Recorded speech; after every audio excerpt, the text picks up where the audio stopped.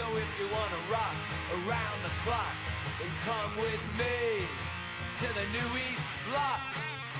Yeah, come on down to Krakow. So we're sitting in the Passage Mall with Alex Carlin, well-known songwriter, vocalist, and guitarist. Well, I would say multi-instrumentalist, if I may say so. That's true. You can call an interview a musical experience as well, so let's go. Let's rock. Let's rock. Alex, I'd like to ask you. People say that Moscow is good for business and St. Petersburg for artistic inspiration. Is this true? You know, it's amazing how much truth there is to that crazy statement, because I have a lot of fun in Moscow. I do all kinds of amazing things there. I love Moscow. But it's the moment I arrive in St. Petersburg, it's like, boom, it's like, I'm in St. Petersburg again. And it happens every time, like within hours, I'm in a situation where I'm in some jam session or I was at a school just 2 days ago giving a little lesson to this, because my friend was teaching there. He said, Alex, come and, teach for 30 minutes but it turned into some completely creative thing. We did some normal school teaching, and then it turned into this jam session with all kinds of creative, inspirational things going on. It's hard to describe to people, but there's some magic in this city of St. Petersburg that it's just explosive. It just happens every day. Something wild, something that's even more out of the normal routine than, almost, I'd say, any other city. It's amazing to me every time, every day in St. Petersburg. Something magical, something creative, something that pushes you into writing a new song or into developing your music or into that part of your brain, sort of the creative section of your brain gets activated in St. Petersburg more than any other city. And it was always sort of a joke almost to me, like people said it, well, Moscow's the serious city and St. Petersburg's the crazy city, but I had to live it to really understand that, and it's actually, there's a lot of truth to that. And what is that so inspiring? Well, it's hard to, it's just, here. Yeah, it's everything together. Of course, it's the people, it's the atmosphere. It's something that's built for many years, maybe from Peter the Great, maybe from the very beginning. Who knows, But they've done a good job of keeping the city, there's some continuity from the very beginning. This city was built, only 400 or 500 years ago, which is a long time for an American city, but for European, it's pretty new. And it's preserved a lot of that magic, that medieval magic. It's really amazing. I see. Yeah. And I also wanted to ask you about our differences and things in common we have, because I see our countries both being multicultural, sharing much more common than means. Well, multicultural, yes, but completely different groups of cultures. I mean, what does Russia have? Russia has, of course, people from the Asian countries, the Central Asian countries, those kind of multicultural things, which I really appreciate. I'd say my best friends in Moscow are people from Buryati, people from Ulan-Ude. There's this whole multicultural, but in America, it's completely different, cultures we're talking about. When you talk about multi, you're talking about, people from Africa, from Asia, from Mexico, the whole world did come to America at some point. And Americans are very lucky for that. And that's why rock and roll was created. That's why all the best things, but it's a completely different mix. So I would say that, the thing that does my world, you can ask me about Russians, but who do I hang out with? Who do I mix with in Russia? Well, mostly people in bars who are playing music, who are, rock and roll kind of Russians. And that is definitely a similarity. There is the way Russians kind of, can relate to music. It clearly reminds me of, of some of my American friends, there's no question, but there's big differences, In expressing self or the what? In expressing themselves or? Well, no, the expression is not so, it's because America is set up so differently. For example, New York is wild and it's 24 hours and it's crazy. But a lot of America is really, the bars close at, really early at night, and I'm a night person. And American cities are set up with a lot of suburbs, a lot of just people trying to be quiet, and there's no center of a city. And so in other words, America is fantastic for the music and fantastic for, I call it the United States of rock and roll. It has so much music and it's created it, and it still is a place where people, you hand anybody walking down the street in America a guitar and they can play it great. It seems like, it's this kind of talent. Whereas in Russia, it's a completely different mix of things. But in Russia, like St. Petersburg, the bars don't close. You know what I mean? Like, I can have my normal life. I can leave my house at midnight and have a great time. And this is when I come alive, after midnight. Mm-hmm. You can't do that in California you can if you have your friends in Malibu with a big house and you have a big party, of course. But just the normal walking out of your house in California, the bars are all closed. Mm-hmm. It's a conservative, controlled environment, and this makes the whole thing different. So when I come to Russia, it's like, I feel like, first of all, it's great, and I just feel a big relaxation of all, my defense systems. Everything is like ready to go, when I come to Russia. America's a lot more like you have to push to find your environment, mm-hmm. a little bit more, because it's so suburban and so controlled. Mm-hmm. Like in America, they want the big TV, the big car, and the job with money, but what are you going to spend it on? It's like you're going to spend it on what the TV tells you, which is just propaganda. So Russia has their own set of circumstances. But I find in Russia, I'm hanging out with the 24-hour Russian party people, and it's like, St. Petersburg is great, there's no question. Mm-hmm, mm-hmm. So it's pretty comfy for you to stay here. Well, the minute I cross the border into Russia, I just feel great. And I feel like I'm at home. I feel like I'm coming home almost at this point. So it's interesting. I feel like an American, like a California kid, but at the same time, I'm more alien over there. To me, I'm almost like a foreigner when I go to America now compared to how I feel when I'm in Russia. I feel more like I'm a native Russian these days. Mm-hmm. I don't know. It's just from the great experiences I've had. So perhaps. Russia has some rock and roll vibes. Well, actually, that's an interesting point, because in America, think about when rock and roll started. It was like after World War II, things were changing. The black music, the white music, all this sort of sociological things going on. You could go to Alabama, Mississippi and play and have incredible musicians everywhere. But partly it was the changing of the society. Well, that's all over in America. In America, now it's, unfortunately, you can find that, but unfortunately it's more like McDonald's, Burger King, and But if you come to Russia, you're going to find a changing society, people coming out of the Soviet Union, people coming out of a different social situation, and things are changing, and that makes for more of a rock and roll, like you say, vibe, or a rock and roll atmosphere. And so I find that that's what's happening in the East Bloc. Czech Republic, Poland, Macedonia, Kosovo, Serbia, these incredible countries, and of course Russia and the Ukraine and the Kazakhstan, Kyrgyzstan. All these places have this changing social situation, which makes the music more, it's sort of more alive in some ways, the situations. Mm-hmm. So there's some connection between that changing society and rock and roll. There is a connection to that. Absolutely, I agree on that. So, and I believe that conservative, way of life kind of gives a push to when you break out of it. Yes, when you break out of that, you want to rock, maybe it's something like that. But it's funny. But Russians are ready to. In the US, and that's how it's happened in Russia back in Soviet times. There's a lot of that. But at the same time, of course, I take the train every day to another city, mostly in Siberia, the Far East. So I'm traveling through the old Russia that hasn't changed really necessarily. Like, you're going through the country and you see the buildings, and you can imagine these people have not changed for 300 years. So it depends on who we're talking about.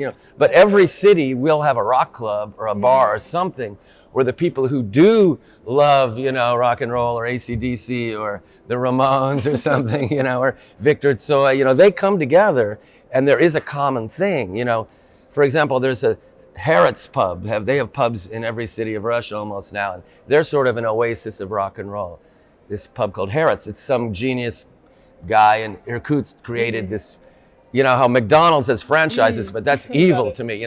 McDonald's is like evil. It's like, we don't want that to be the representative of America. We want rock and roll to be the thing, right? So Harrods, this guy from Irkutsk, created a whole franchise where every city they can have a rock club. Just to give you an example of the thing that brings America and Russia together, maybe, is the music. Is the music, yes, just what Could I be, wanted to know. It can be. It can break the walls down and get people to just be people, you know, which is... Since you've mentioned Viktor Tsoi, Yeah.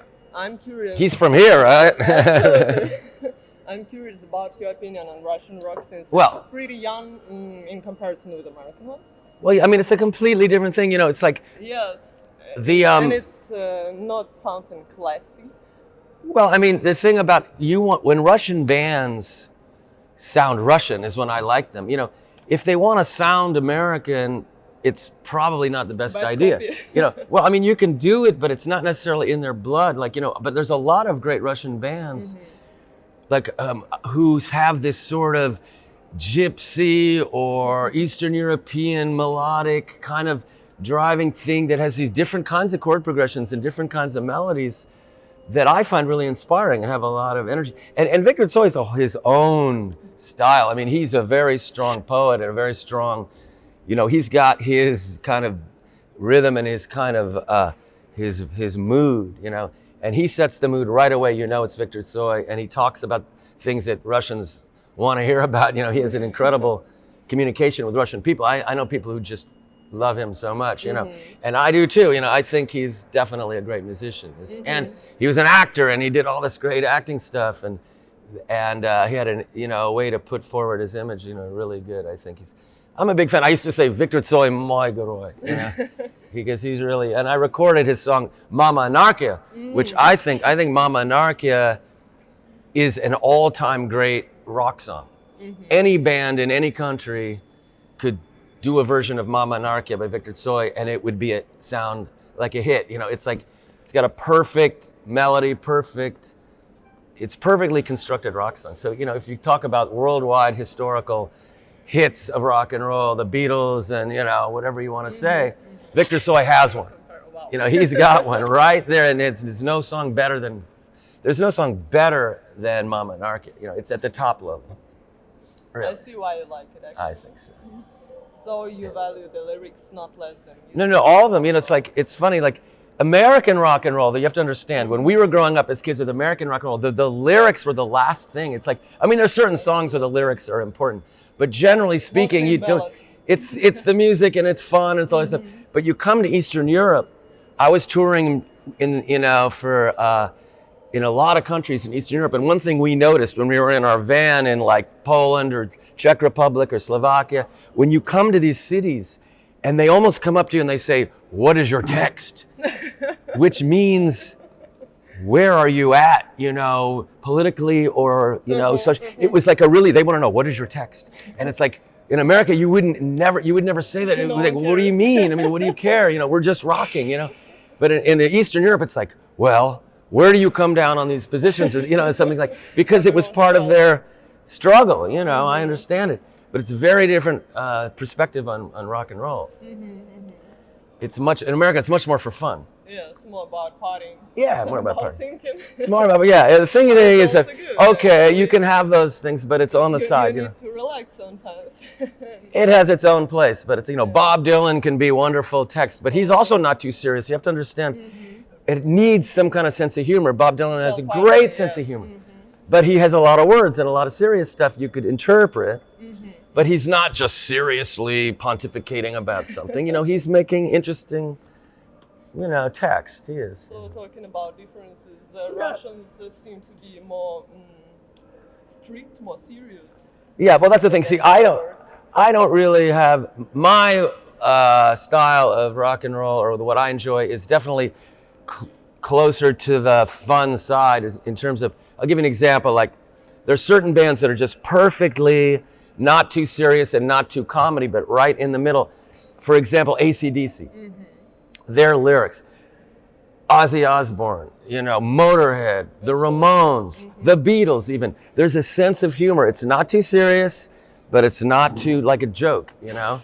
It's sort of right down the... It's sort of a line that's really hard to define, but I think that's what I like, you know. Nirvana, Kurt Cobain's like that. You know, he's just nailing it, you know? Because the bands are all, when they start singing about, oh, my father did this, or I have a problem with that. I don't care. You know, it's like it's okay, but it's not what I want to hear about in my rock. When I listen to rock music, it's not really my deal, you know. So you care most about energy and about drive, and Yeah, and fun. It's like it's hard to define it. Of course, energy, of course, drive, and but there's a whole musical aspect of that. It has to do with how you play with your band and how the drums and the rhythm of your everything, you know, is grooving, you know.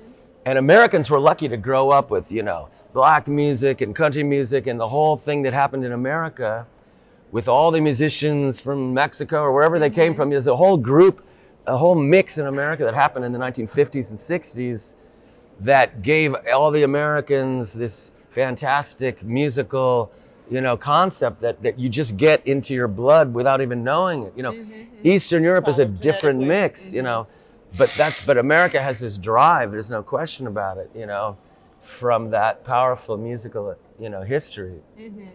Little Richard, like listen to the band, put on anything by Little Richard and listen to the drummer and the bass, listen to how they play. And, you know, they're getting that from the blues and from jazz or whatever they're getting it from. They're just on fire with it, but it's musical. It's not just random. It's some kind of musical, you know, development that happened in America and that we were lucky enough. And then the bands like the Beatles and Led Zeppelin, they learned from that. That's it. I also think that in rock music, in American rock music, there is exactly music that influenced this new genre. You know, well, yeah, it's so based on real music. It's poetry that influenced developing rock well, yeah, music back in Soviet well, the times. beauty is that the Russians and everybody can appreciate all kinds of aspects of that, and they can bring in their own stuff, you know. But it is accessible to everybody. I mean, if AC/DC played tomorrow at the airport in Moscow, there would be 1 million people there. What does that mean? You know, even though rock and roll is sort of down in the world of, you know, disco or whatever, hip hop or whatever you want to call it, the genres, it's still, you know, if Guns N' Roses, if some rock band played in St. Petersburg, there'd be 1 million people there, you know. So there is, you know, this power of this American music, even if it goes through Australia or goes through England. We've been waiting for your musicians for so long. So. Yeah, well, that's another thing. That's true. They're afraid to come here, but you know, it's like it's a little bit of, you know, to get that visa, you know, you gotta hassle, you know. But it's I don't know. I think, but the internet means anybody can listen to anything. Absolutely, but you know, it's different from listening live. So. Yeah, well, absolutely true. That's a very good point. Now, I wanted to ask you a question because I noticed you're extremely beautiful. And it's not this normal corporate beauty that we see in, you know, the standard big money magazines or something. I'm seeing something special, and I want you to talk a little bit about where you're getting your inspiration for your unique direction in beauty. Because I know you're involved with, the reason I'm saying it is I know you're involved with fashion, and I know you're involved with that as a kind of a business. So tell me a little bit about where that's coming from, that development. With pleasure. First of all, thank you much for your kind compliment. It means a lot to me because I believe that the one who sees through things actually kind of builds this beauty. So that's right. See through it. That's important. Yes. The depth. Because I've never cared about corporational images, beauty and style. Never followed them. And never was interested. What I was interested was art, painting. So that's what you're involved in, of course. Yes. Talking about fashion, for me, fashion is haute couture, it's avant-garde. That's what we see on catwalk by, I don't know, Mugler, Galliano, McQueen, and so on. So it's more about art than about anything That's a good point. That's well sold, let's say so. And you go out in the world and you find and discover your models. Is that true? Absolutely, and also music genres and music subculture influence my style a lot. But you've developed your eye for this, what you want. You find them all over St. Petersburg and you bring them into your studio and you photograph them? Is that what you're doing? Oh, not only photograph, we're shooting a video right now for the project The Hidden Beauty. and hopefully it will Yeah. arrive Uh-huh. if we'll raise enough money through the fundraising. So we are making a video for it now. But kind to of promotional. To some extent, it just depends on your ability to find the people. Absolutely, they're Yeah. not models. They're just Yes, you find real people. Yes, I wouldn't say regular. You said it right, real people.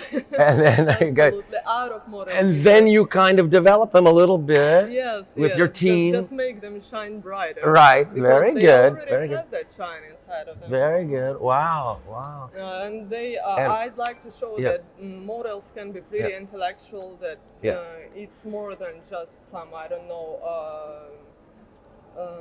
doll or some mannequin. Right, right, right. For me, model right. is kind of more like an artist. I don't know, like an actor. Because Yeah. model also helps to create an image Yeah. along with designer. Yeah. Right. So right now you're working on developing it into a presence on the internet. Absolutely, yes. Yeah. Hopefully, people will find it. What's the interesting. name if I want my friend to look it up and Google it or something? What would the Google search whatever be? The Hidden Beauty. Can you spell it? The Hidden Beauty. Yes. Hidden Beauty. Hidden Beauty. Yes. Hidden Beauty. Wow, Yes. I like that. Hidden Thank Beauty. you. That's good. It's like actually in Russian it sounds a bit different. Yeah. What would it be in Hidden Russian? Ускользающая красота. So Хорошо. it's kind of a boat to Bertolucci. Bertolucci. Yeah, in Wow. Russian it's a boat to Bertolucci. Wow, video you've filmed. But I wanted to sound it differently in English. So right. the names are a bit differently, not like in cinematography when you Ah. show some movie in a different country, you may change the name a bit Mhm. when you want to screen it. That's great. Okay, well, I think the next time my band, Alex Carlin Band, by the way, I do have a band. Oh, I know With it. Andrei It's pretty Samoylov. awesome band. Andrei Samoylov, who lives in Petersburg originally, his Mm-hmm. brother's Pyotr from Elisa, he's from around here. Yeah. And Denis Matuisa, originally from Belarus, but he lives Mm-hmm, in Moscow.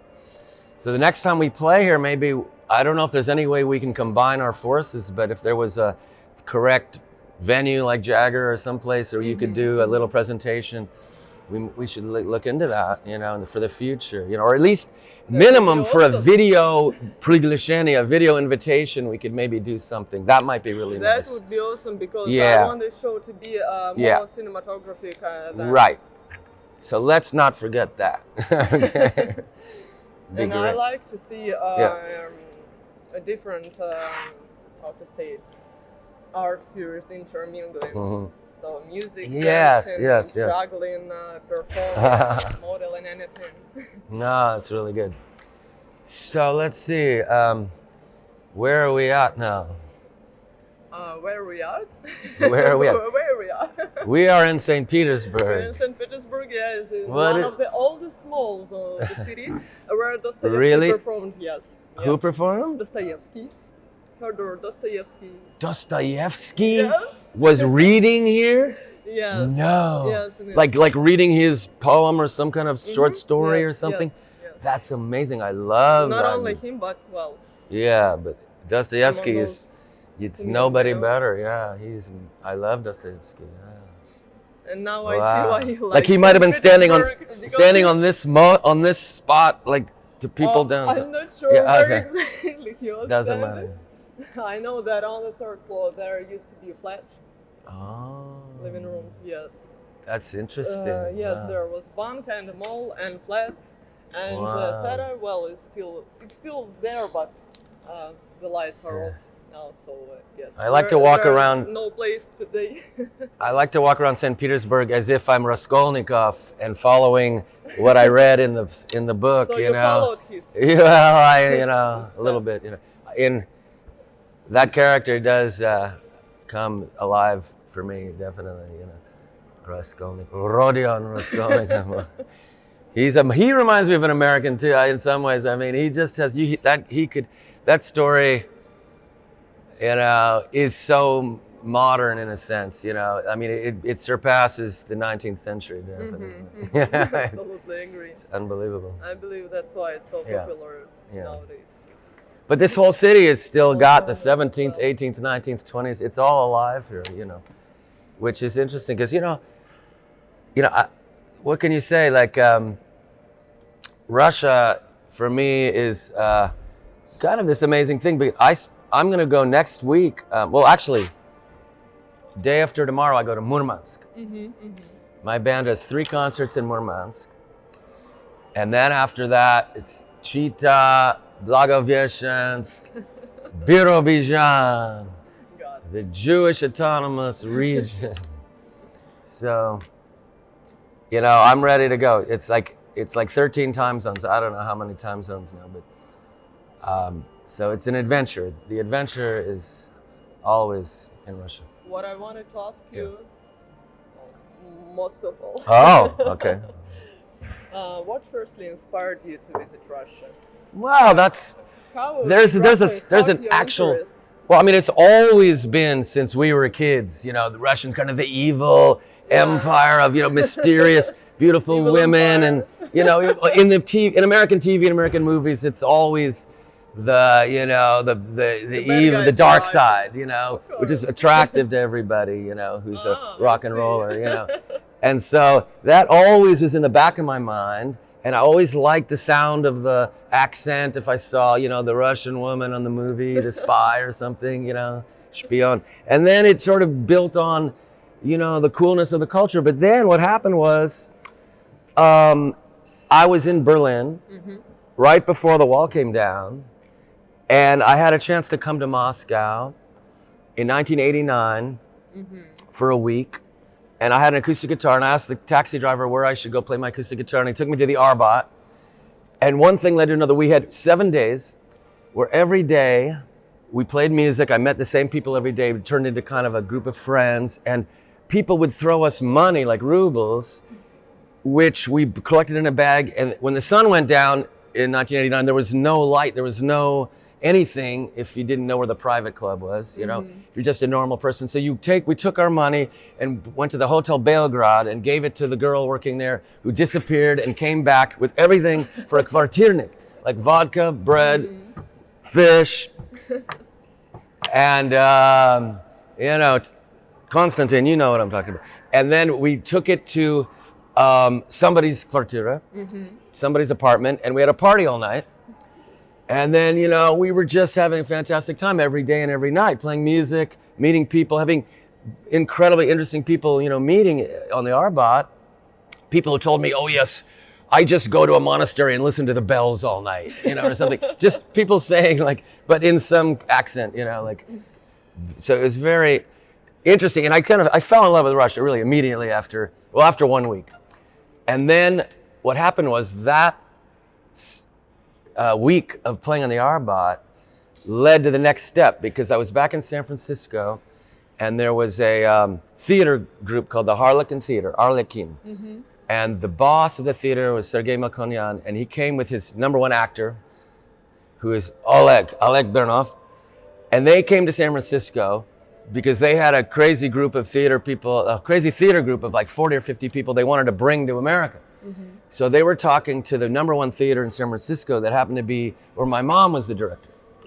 And my mom said, hey, do you know this guy who was playing on the street? She told him the whole story. And Oleg Bernov said, oh, you mean that guy?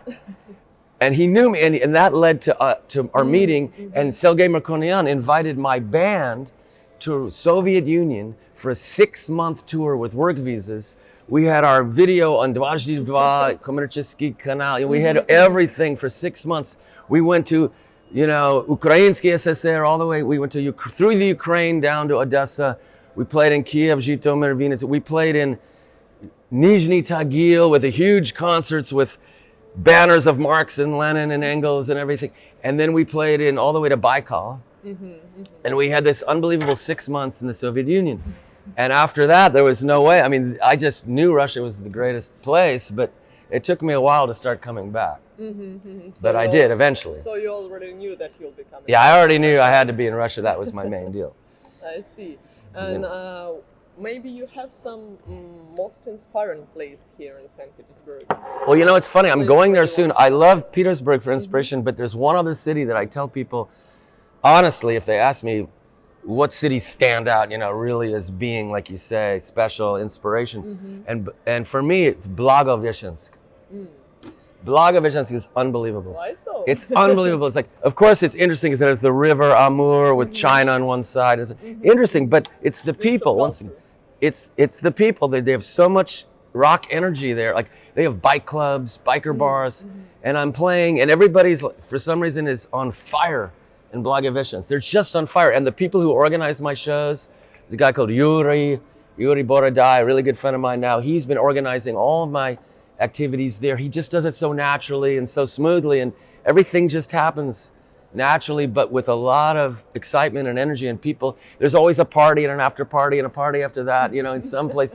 It just never ends, and there's a lot of energy there, and it's, who would know, who would guess?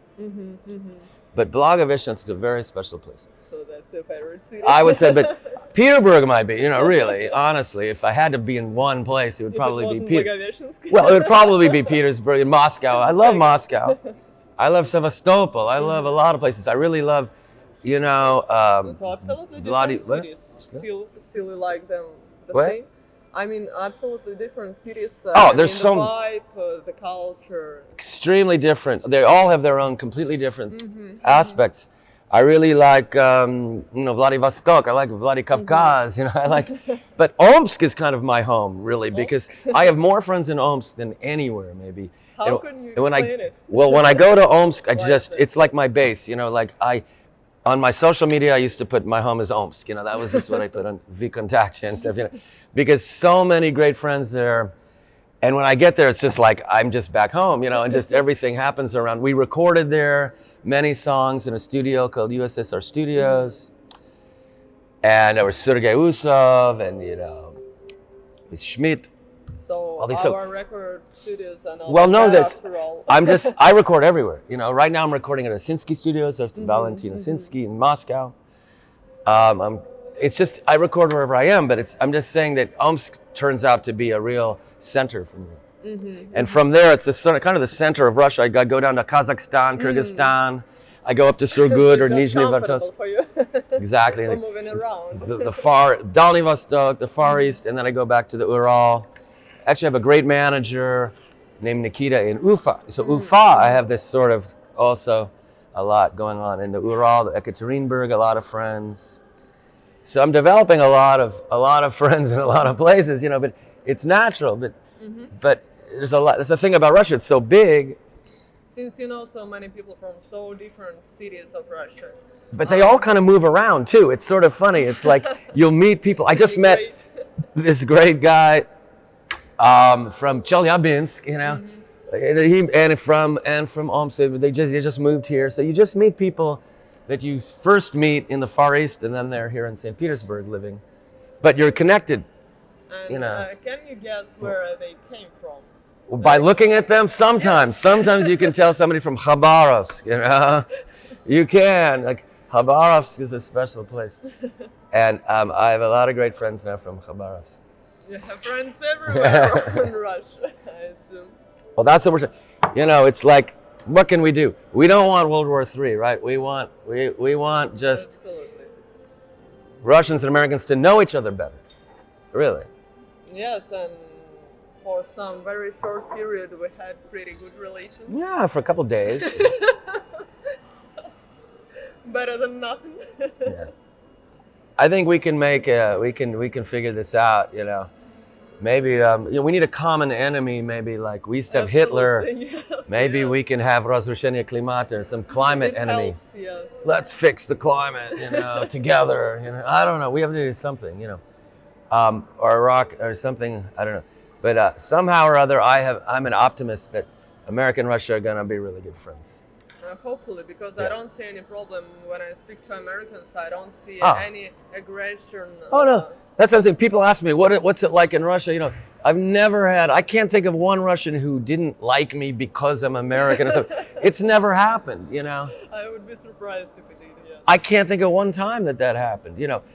People get a little irritated at American, military policy or something, but they don't blame me for it. It's like, Absolutely.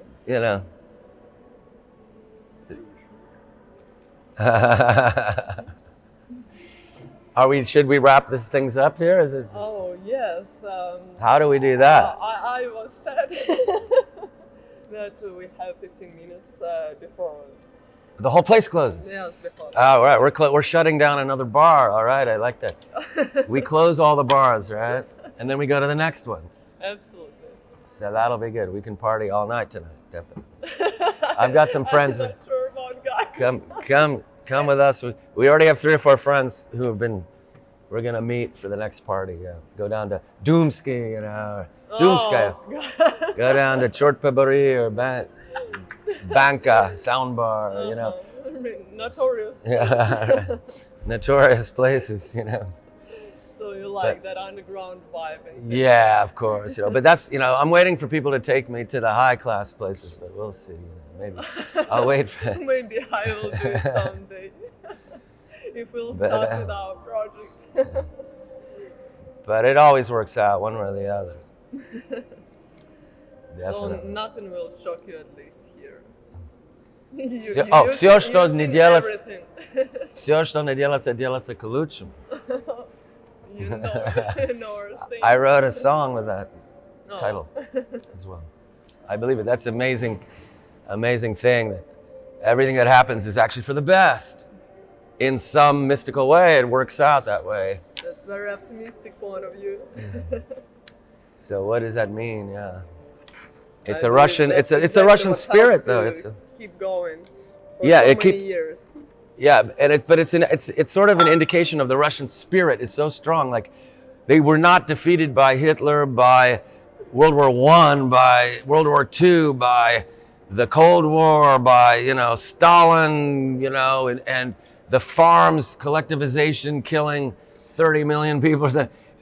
Russians are still going strong. It's like nothing stops them. Same as you do. So that's You it's also impressive. have lots of struggles. Yeah, but I think nothing. I believe that's what unites us. Yeah, nothing is going to stop us from partying tonight. We will party till dawn. And on that note, Yeah, so wonderful, great. I'd like to thank you Good. for the interview, Hidden for- beauty is for out in the coming open. to Russia for so many years.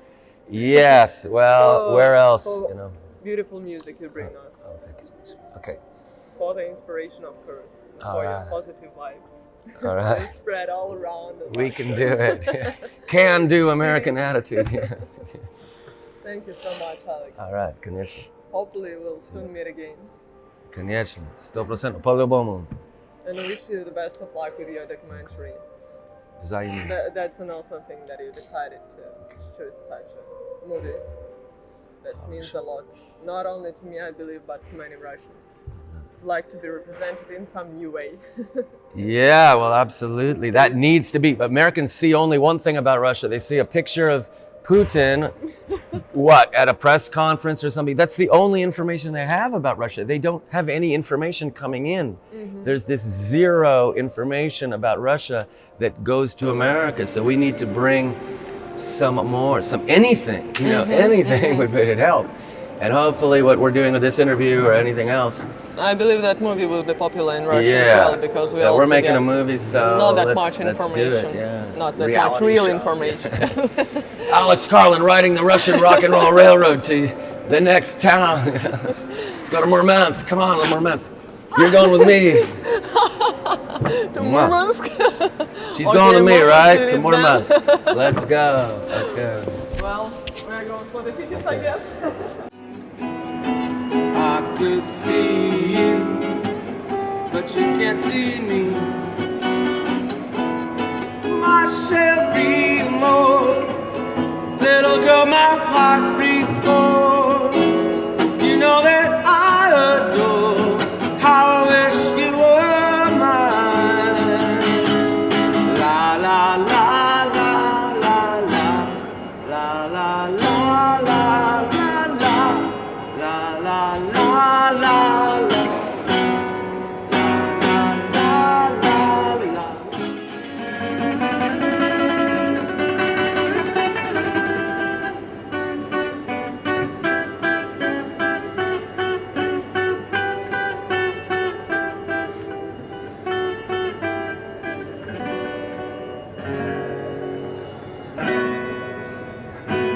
чужая земля.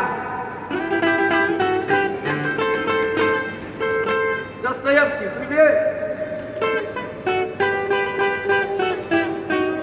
Йодо. Постой, паровоз, не стучите колеса. Тормозки на тормоза. Маленький родной, полно и голодный. Спешу показаться на глаза. Маленький родной, полно и голодный. Спешу показаться на глаза. Все, что не делается, делается к лучшему. Все, что не делается, делается к лучшему. Даже если твой концерт отменили, даже если менты тебя избили,